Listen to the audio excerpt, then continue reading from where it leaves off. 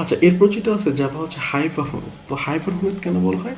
তো জাভাতে বেসিক্যালি যখন জাভা প্রথম মার্কেটে আসে তখন অনেক স্লো ছিল। মানে যদি আপনার তখনকার সময় যদি এখনকার যে ল্যাঙ্গুয়েজগুলো আছে সেগুলোর সাথে কম্পেয়ার করেন তখন দেখবেন যে তখন কিন্তু জাভা অনেক স্লো ছিল। কিন্তু এখন কিন্তু এরকম না, যদিও হচ্ছে সি বা সি প্লাস প্লাস তুলনায় একটু স্লো, বাট আলটিমেটলি কিন্তু আগের তুলনায় জাভা যদি কম্পেয়ার করেন তাহলে অনেক ফাস্ট। তো জাভাকে ফার্স্ট করার পিছনে অনেক কাজ, মানে অনেক কাজ করে থাকে। মানে যখন নতুন নতুন ভার্সন আসে জাভার, তখন কী করে সেই ক্ষেত্রে হচ্ছে ওয়ার্ম আপ টাইম বা হচ্ছে রান টাইমের জন্য কী করে তারা হচ্ছে বা গ্যারেজ কালেক্টের জন্য অনেক ধরনের কাজ বা অপটিমাইজেশনের কাজ করে থাকে। ইভেন তো কী করছে যে জাভা প্রোগ্রামটাকে ফাস্ট করার জন্য আরেকটা কম্পোনেন্ট জেভিএমের ভিতরে অ্যাটাচ করেছে, সেটা হচ্ছে জিট কম্পাইলার। তো এটা কিন্তু প্রথমে দিকে ছিল না, বাট জাভাকে ফাস্ট করার জন্য নতুন একটা কম্পাইলার অ্যাড করে, সেটা জিট কম্পাইলার, যেটাকে বলি জাস্ট ইন টাইম কম্পাইলার। ঠিক আছে? তো জাস্ট ইন টাইম কম্পাইলার কী করে? যেটা হচ্ছে মূলত হচ্ছে আমাদের যখন একটা প্রোগ্রাম রান হয় সেই প্রোগ্রামটা কিন্তু আলটিমেটলি জেভিএম যেটা করে সেটা হচ্ছে ইন্টারপ্রেট করে। আমরা কিন্তু জানি কম্পাইলার এবং ইন্টারপ্রেটারের মধ্যে পার্থক্য সবাই তো জানি, তাই না? Compiler versus interpreter.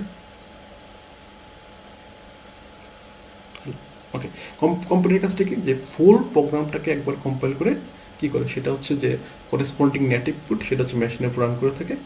আর হচ্ছে আমাদের ইন্টারপ্রেটার মানে কি, যে সিঙ্গেল লাইন একটা একটা লাইন নেবে, সেই একটা একটা লাইন কী করবে সেটা হচ্ছে করেসপন্ডিং নেটিভ ল্যাঙ্গুয়েজ বা যে মেশিন করেছে সেটাকে দিয়ে কী করবে, মেশিন ইনস্ট্রাকশন বা হচ্ছে আপনার যে সিপিইউতে ইনস্ট্রাকশনগুলো রান করে থাকে। তো জাভার যে জেভিএমটা সেটা কিন্তু মূলত হচ্ছে একটা ইন্টারপ্রেটার। বাট এই যে ইন্টারপ্রেট যদি হয় তাহলে দেখেন যে প্রত্যেকবার একটা করে লাইন সে পড়বে, তারপর কী করবে মেশিনে রান করবে। এটা কিন্তু কী করে ইন্টারপ্রেট করতে গেলে আমার অনেক টাইম লাগবে। বাট জাভা কী করে, জিট কম্পাইলার কী করে, যে যদি দেখে যে আপনার কোনো একটা মেথড আপনি কল করতেছেন, বারবার কল করতেছেন, তো সেই মেথডের উপর একটা প্রোফাইলিং করে। তো এই প্রোফাইলিং থ্রুতে সে একটা হটস্পট বের করে। হটস্পট মানে কি, যেটা হচ্ছে অনেক হাই ডিমান্ডেবল একটা প্রোগ্রাম বা হাই ডিমান্ডেবল একটা কোড বা একটা সেকশন বা একটা মেথড। তো তখন দেখে একটা হাই প্রোফাইল বিশিষ্ট একটা মেথড আছে যেটাকে বারবার কল করতেছে, মানে অনেক ডিমান্ডেবল একটা মেথড। তো সেই মেথডের জন্য কী করে, সে একটা জিট কম্পাইলার একটা কম্পাইল ভার্সন তৈরি করে। কী করে, সেই কম্পাইল ভার্সনটা আলটিমেটলি যখন আবার মেথডটা কল করবেন তখন সে কী করে, নতুন করে ইন্টারপ্রেট করবে না, তখন কী করবে, কম্পাইল যে ভার্সনটা সেটা কিন্তু কী করবে, সে নেটিভ ভার্সনটা কী করবে, মেশিনকে এক্সিট করতে দেবে। তাহলে এইভাবে কিন্তু মূলত কী হয়, জাভাটাকে জিট কম্পাইলার দ্বারা ফাস্ট করে রাখছে, তারা ফাস্ট করছে আর কি।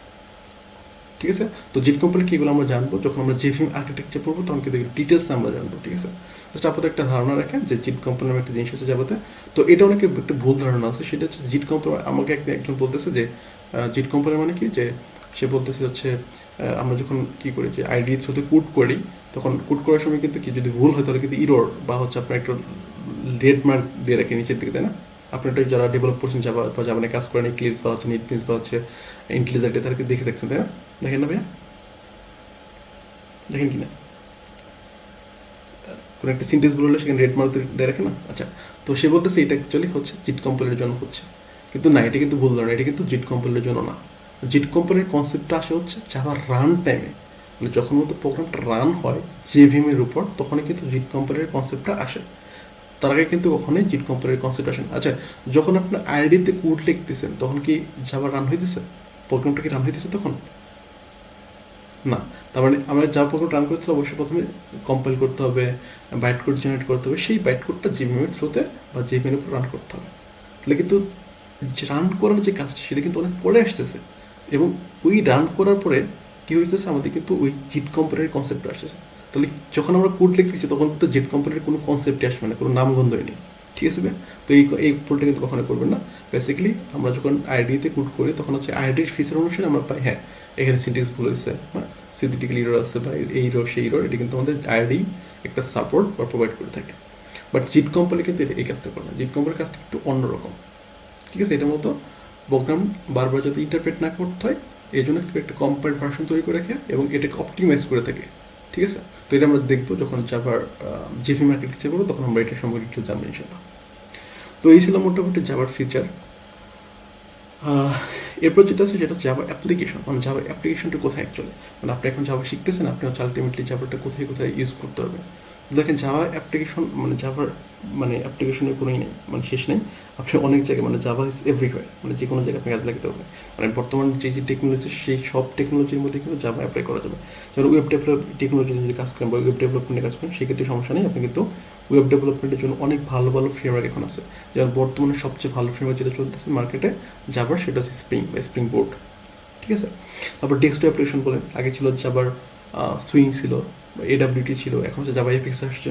এগুলো কী করা যায়, অনেক সুন্দর সুন্দর জাভার ডেস্কটপ অ্যাপ্লিকেশন ডেভেলপ করা যায়।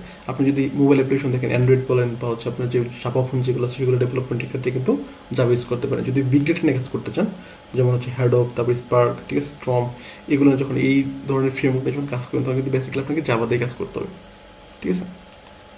তারপর গেম ডেভেলপমেন্টের জন্য কিন্তু জাভা হচ্ছে প্রোভাইড করে, যেমন লিভ জিডিএক্স আপনি ইউজ করেছেন কিনা জানি না।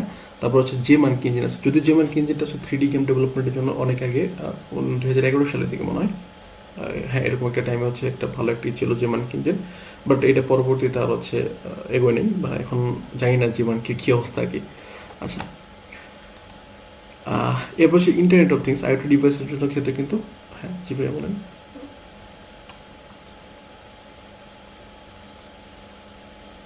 হ্যাঁ ইউজ করা হয়, আপনার হচ্ছে জাভা এফএক্স ইউজ করা হয়।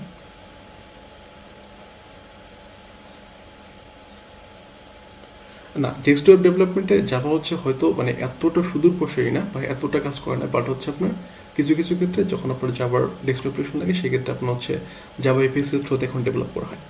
যদি আগে ছিল আপনার হচ্ছে ছিল এডাব্লিউটি ছিল বা হচ্ছে সুইং ছিল, বাট এগুলো হচ্ছে এখন এতটা ইউজ করা হয় না।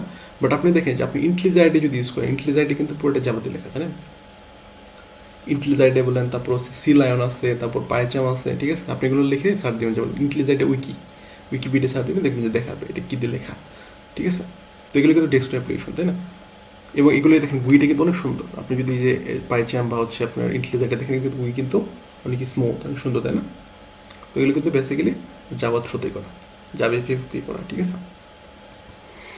আচ্ছা, এরপর হচ্ছে কি সায়েন্টিফিক কম্পিউটিং। তো সায়েন্টিফিক কম্পিউটিং অলরেডি আলোচনা করে আসছি। তো সায়েন্টিফিক কম্পিউটিংয়ে বেশ ভালো একটা অবদান রাখে জাভা, বা জাভাতে আমরা হচ্ছে যে সূক্ষ্ম থেকে সূক্ষ্ম যে মানগুলো আছে সেগুলো কিন্তু আমরা সব প্ল্যাটফর্মে সেম পাবো।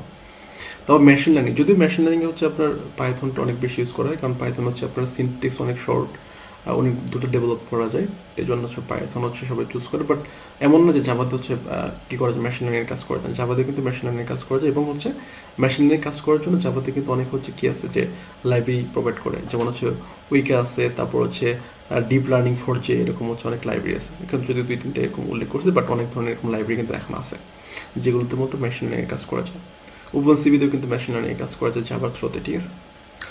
তারপর ফাইন্যান্সিয়াল অ্যাপ্লিকেশন ডেভেলপমেন্টের জন্য কিন্তু জাভার তুলনা হয় না, কারণ অবশ্যই ফাইন্যান্সিয়াল যে সেক্টরগুলো আছে এগুলো কিন্তু আপনার অবশ্যই যে সিকিউরিটি আছে একটা, তাই না, যে হচ্ছে আপনার যে অ্যামাউন্ট আছে সেই অ্যামাউন্টের সিকিউরিটি আছে, তাই না, যে এটা কখনো কি মিসম্যাচ হওয়া যাবে না, বা হচ্ছে এই ধরনের ক্ষেত্রে কিন্তু আমাদের কী লাগে, যে জাভার হচ্ছে ফাইন্যান্সিয়াল ডেভেলপমেন্টের ক্ষেত্রে যে হচ্ছে আপনার ট্রানজেকশনের কিছু ব্যাপার স্যাপার থাকে, যেগুলো কী করা হয়, যেগুলো হচ্ছে জাভার থ্রুতে সবচেয়ে সূক্ষ্মভাবে হ্যান্ডেল করা যায়।